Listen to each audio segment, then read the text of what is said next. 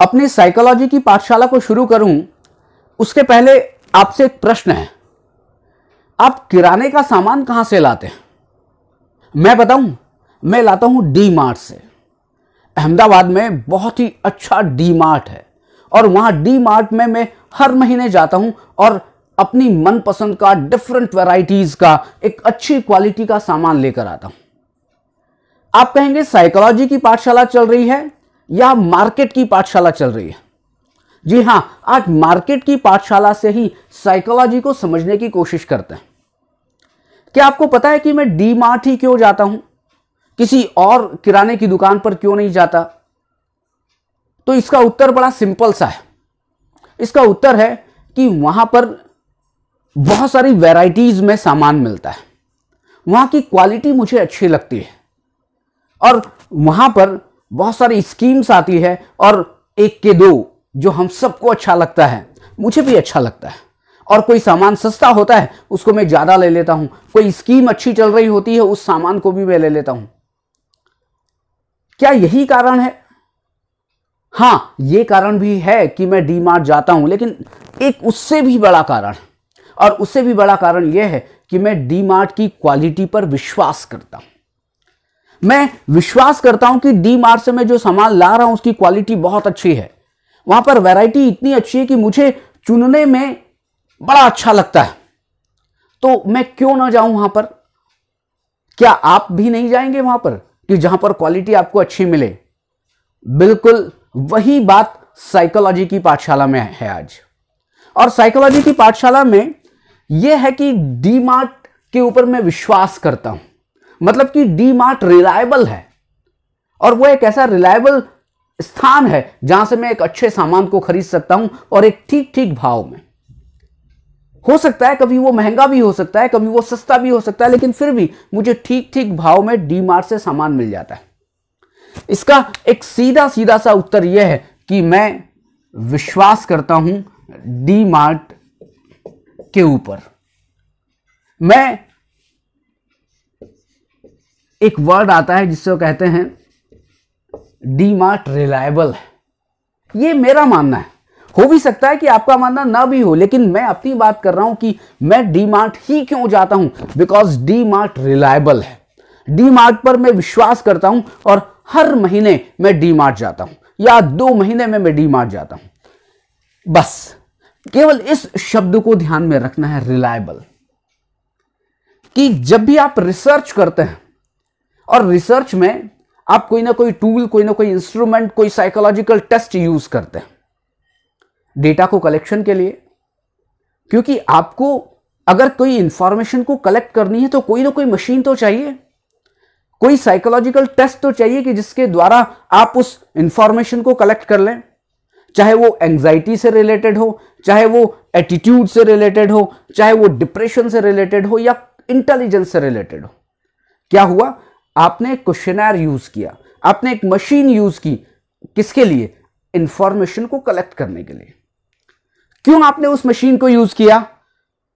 क्योंकि आप उस पर विश्वास करते हैं कि वो मशीन इंटेलिजेंस का ठीक ढंग से मेजरमेंट करेगी।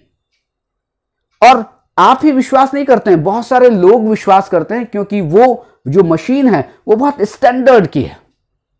आप बीपी मशीन लेकर आते हैं तो बीपी मशीन वो लेकर आते हैं जो बहुत स्टैंडर्ड की, बहुत अच्छी कंपनी की होती है। उस बीपी मशीन को आप अपने घर लेकर आते हैं परचेज करके। बस यही बात है कि आप क्या कर रहे हैं, आप एक रिलायबल इंस्ट्रूमेंट को यूज कर रहे हैं डेटा को कलेक्ट करने के लिए। आप एक रिलायबल साइकोलॉजिकल टेस्ट को यूज कर रहे हैं इंफॉर्मेशन, डेटा को कलेक्ट करने के लिए। तो अभी भी प्रश्न यह है कि ठीक है, मैंने रिलायबल इंस्ट्रूमेंट या रिलायबल साइकोलॉजिकल टेस्ट यूज किया, लेकिन रिलायबिलिटी का मीनिंग क्या होता है?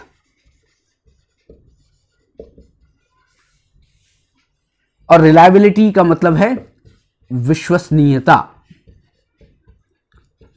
कि विश्वसनीयता का अर्थ क्या होता है? और यहां पर इसी विश्वसनीयता से संबंधित एक वर्ड और आता है, आपने सुना होगा, और जिसको कहते हैं वैलिडिटी। मैं जियो के रिचार्ज की वैलिडिटी की बात नहीं कर रहा हूं, मैं एयरटेल के डिश की वैलिडिटी की बात नहीं कर रहा हूं, मैं वैलिडिटी की बात कर रहा हूं किसी भी इंस्ट्रूमेंट की वैलिडिटी के ऊपर। क्यों? क्योंकि ये जो दो शब्द हैं, रिलायबिलिटी और वैलिडिटी, ये दो बहुत इंपॉर्टेंट हैं किसी भी इंस्ट्रूमेंट, किसी भी साइकोलॉजिकल टेस्ट के लिए। यदि वो टेस्ट जो आप यूज कर रहे हैं इंफॉर्मेशन को कलेक्ट करने के लिए, वो रिलायबल नहीं है, वो वैलिड नहीं है, तो इसका मतलब यह है कि आप उससे, टेस्ट से आप एक सही इंफॉर्मेशन को कलेक्ट नहीं कर सकते, एक एक्यूरेट इंफॉर्मेशन को आप मिल ही नहीं सकती। क्यों? क्योंकि वो रिलायबल ही नहीं है, वो विश्वास करने योग्य ही नहीं है, वो वैलिड ही नहीं है। तो फिर कैसे आप ये मानकर चलते हैं कि आपको विश्वास करने योग्य इंफॉर्मेशन कलेक्ट हो जाएगी? इसलिए जरूरी है कि आप एक रिलायबल और वैलिड टेस्ट ही लें। अब मान के चलते हैं कि रिलायबिलिटी और वैलिडिटी ये दो कैरेक्टरिस्टिक्स हैं, बहुत इंपॉर्टेंट कैरेक्टरिस्टिक्स, जो किसी इंस्ट्रूमेंट की होती है, जो किसी साइकोलॉजिकल टेस्ट की होती है। अभी आज जो मैं समझाने की कोशिश कर रहा हूं कि मीनिंग ऑफ रिलायबिलिटी, कि रिलायबिलिटी का मीनिंग क्या है, अगले वीडियो में हम वैलिडिटी की बात करेंगे। रिलायबिलिटी का जो संबंध होता है वो होता है स्कोर्स के साथ, वो होता है परिणाम के साथ, वो होता है रिजल्ट के साथ। एक लाइन आती है जिसको हम कहते हैं कंसिस्टेंसी ऑफ स्कोर्स, या आप कहें कि कंसिस्टेंसी ऑफ रिजल्ट, कि जब परिणामों में या परिणाम में संगतता होती है, जब प्राप्तांक या जो स्कोर है, स्कोर में संगतता होती है, तब कहा जाता है कि ये जो टेस्ट है वो बहुत रिलायबल है। लेकिन अभी भी कि साहब कंसिस्टेंसी होती क्या है, साहब कंसिस्टेंसी ऑफ स्कोर्स या कंसिस्टेंसी ऑफ रिजल्ट होता क्या है? तो कंसिस्टेंसी का मतलब यह है कि जो रिजल्ट है वो समान बने रहें। एक बार एक टेस्ट जो आपने यूज किया, उससे एक ग्रुप का 30 लोगों का इंटेलिजेंस का मेजरमेंट किया, और उन्हीं 30 का बाद में उसी टेस्ट के द्वारा इंटेलिजेंस का फिर मेजरमेंट किया गया। अगर उन दोनों स्कोर में कंसिस्टेंसी होती है, वो दोनों स्कोर लगभग बराबर होते हैं, तब यह माना जाएगा कि वो जो इंटेलिजेंस का टेस्ट है वो रिलायबल है। अभी आज उस इंटेलिजेंस के टेस्ट ने विवेक का इंटेलिजेंस का मेजरमेंट किया और विवेक का इंटेलिजेंस आया 95, एक यूनिट आई, और 20 दिन बाद वही इंटेलिजेंस टेस्ट विवेक का मेजरमेंट कर रहा है इंटेलिजेंस टेस्ट का, और उसका जो रिजल्ट आया वो आया 150। मतलब पहली बार 95 मेरा इंटेलिजेंस था और अब की बार मेरा 150 इंटेलिजेंस है। क्या ये टेस्ट सही काम कर रहा है?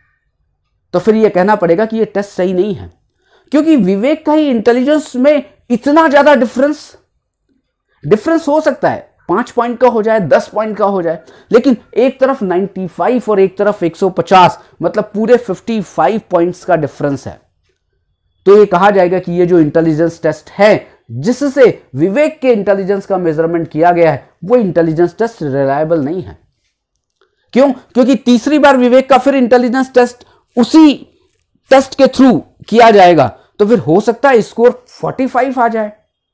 तो क्या कभी विवेक इडियट हो जाता है, कभी विवेक नॉर्मल हो जाता है इंटेलिजेंस में, और कभी विवेक बिल्कुल एक्स्ट्रा ऑर्डिनरी हो जाता है इंटेलिजेंस में? ऐसा कभी हो सकता है?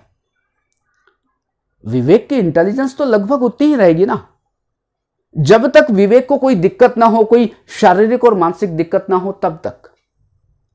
तो इसलिए जो रिलायबिलिटी का जो संबंध होता है वो होता है कंसिस्टेंसी ऑफ स्कोर्स से, कंसिस्टेंसी ऑफ रिजल्ट से, कि एक समय और दूसरे समय में जो रिजल्ट आ रहे हैं वो समान आ रहे हैं या नहीं आ रहे हैं। समान का मतलब एकदम समान नहीं आएंगे कि 95 पहले आया तो 95 बाद में आएगा, नहीं, क्योंकि आप इंटेलिजेंस का मेजरमेंट कर रहे हैं, थोड़ा बहुत अंतर आएगा ही आएगा। कि हां, पहले और बाद में बहुत ज्यादा अंतर नहीं है, लगभग समान है। लगभग समान है मतलब उस टेस्ट पर या उस इंस्ट्रूमेंट पर आप विश्वास कर सकते हैं, क्योंकि वो बिल्कुल सही रिजल्ट दे रहा है। यही है रिलायबिलिटी, कि एक्यूरेट रिजल्ट मिलते हैं, जिसके कारण जो रिजल्ट हैं उनमें कंसिस्टेंसी मिलती है, जो रिजल्ट है वो बिल्कुल सेम प्रतीत होते हैं, वही उसे कहते हैं रिलायबिलिटी। अब चाहे वो रिलायबिलिटी हो चाहे वो वैलिडिटी हो, रिलायबिलिटी और वैलिडिटी निकाली जाती है किससे? कोरिलेशन निकालकर। जब भी रिलायबिलिटी निकाली जाएगी तो क्या होगा? Set 1 set 2। ये सेट 1 सेट 2 क्या है? सेट 1 मतलब एक डेटा का सेट होगा, मान लिया वो 30 लोगों का डेटा सेट 1 का है और 30 लोगों का ही डेटा सेट 2 का है। अब क्या किया जाए? अब किया यह जाए कि इन 30 और 30 इन दोनों में कोरिलेशन निकाला जाए। आपने स्टैटिस्टिक्स अगर यदि पढ़ी है तो स्टैटिस्टिक्स में एक कोरिलेशन का एक चैप्टर आता है। अब क्या करें कि आप इन दोनों में सेट 1 के स्कोर में और सेट 2 के स्कोर में आप कोरिलेशन निकालें। ये स्कोर कैसे हो सकते हैं? ये स्कोर हो सकते हैं 10, 15, 20, 25, 23, कुछ भी हो सकते हैं। 10, 12, 13, 15, 25, कुछ भी एक स्कोर हो सकते हैं। इधर 30 के स्कोर से, इधर 30 के स्कोर से। और अब स्कोर आ गए, 2 सेट आपको मिल गए और दोनों सेट मिल गए। अब आप इसमें कोरिलेशन निकालें और कोरिलेशन की जो वैल्यू होती है वही रिलायबिलिटी की वैल्यू है। और जब कोरिलेशन की वैल्यू निकाली जाती है तो कोरिलेशन हमेशा, आप ध्यान रखिएगा कि कोरिलेशन हमेशा +1 से लेकर -1 के बीच होता है, या आप उल्टा कर लें, -1 से लेकर +1 के बीच होता है। -1 से कम भी कोरिलेशन कभी नहीं आता और +1 से कोरिलेशन अधिक कभी नहीं आता। ये फैक्ट है, कोरिलेशन का ये सूत्र ही है कि कोरिलेशन जब भी निकलेगा तो -1 से लेकर +1 तक निकलेगा। कैसे? 0.56, 0.39, 0.23, 0.75, 0.89, कुछ इस तरीके से निकलेगा। मतलब कि वो -1 से लेकर +1 के बीच में होगा। ऐसा नहीं होगा 1.75, नहीं, ऐसा कभी नहीं हो सकता। -1.63, नो, -1 से लेकर +1 इसके बीच ही कोरिलेशन की वैल्यू आएगी। तो जब भी आप रिलायबिलिटी निकालेंगे, रिलायबिलिटी निकालने के लिए 2 स्कोर, एक सेट 1 का स्कोर, सेट 2 का स्कोर, अब इन दोनों के बीच आप कोरिलेशन निकालें। और कोरिलेशन के लिए बहुत सारे फार्मूला अवेलेबल हैं, आप किसी भी फार्मूला को लगाकर कोरिलेशन निकाल सकते हैं। और कोरिलेशन कभी भी आएगा तो -1 से लेकर +1 के बीच आएगा। और मान लेते हैं कि इन दोनों का कोरिलेशन आया 0.65, मान लेते हैं। तो फिर ये 0.65 क्या है? इसको हम कहते हैं 0.65 है रिलायबिलिटी कोरिलेशन कोफिशिएंट। और हिंदी में यदि बात की जाए तो विश्वसनीयता सहसंबंध गुणांक। आप इसको रिलायबिलिटी कोफिशिएंट भी कह सकते हैं, आप इसको रिलायबिलिटी कोरिलेशन कोफिशिएंट भी कह सकते हैं, विश्वसनीयता गुणांक कह लें, विश्वसनीयता सहसंबंध गुणांक कह लें, इसको कुछ भी कह सकते हैं। लेकिन रिलायबिलिटी, फिर मैं रिपीट कर रहा हूं, रिलायबिलिटी कैसे निकाली गई? रिलायबिलिटी का मतलब तो होता है कंसिस्टेंसी ऑफ स्कोर्स, कि ये स्कोर और ये स्कोर, मतलब पहले के स्कोर और बाद के स्कोर, या सेट 1 के स्कोर और सेट 2 के स्कोर लगभग समान होने चाहिए, इनमें कंसिस्टेंसी होनी चाहिए। तो कंसिस्टेंसी का पता कैसे चलेगा? या फिर आप स्कोर को देख लें और देखकर पता लग जाएगा, लेकिन देखकर भी आप बहुत एग्जैक्ट कंसिस्टेंसी पता नहीं लगा सकते, क्योंकि 20 का डेटा हो, 30 का डेटा हो तो पता लग जाएगा। आपके पास 1000 लोगों का डेटा है, अब आप 1000 लोगों को ऊपर से नीचे तक चेक करते रहिए, क्या दिक्कत नहीं आएगी? तो दिक्कत आएगी। तो उस समय क्या करना है आपको? उस समय आपको क्या करना है? आपको इस रिलायबिलिटी निकालने के लिए कोरिलेशन निकालना है। कोरिलेशन के लिए कोई भी फॉर्मूला यूज करना है, और कोरिलेशन जब आप निकालेंगे तो इन दोनों सेट का एक कोरिलेशन आएगा, एक ही आएगा। एक मतलब एक संख्या नहीं, एक नंबर नहीं, एक मतलब कोई एक फिगर आएगा और वो फिगर -1 से लेकर +1 के बीच में आएगा, और वो मान लेते हैं 0.65 आया, तो 0.65 इस टेस्ट की रिलायबिलिटी है, या आप कहें कि 0.65 इस टेस्ट का रिलायबिलिटी कोरिलेशन कोफिशिएंट है, विश्वसनीयता सहसंबंध गुणांक है।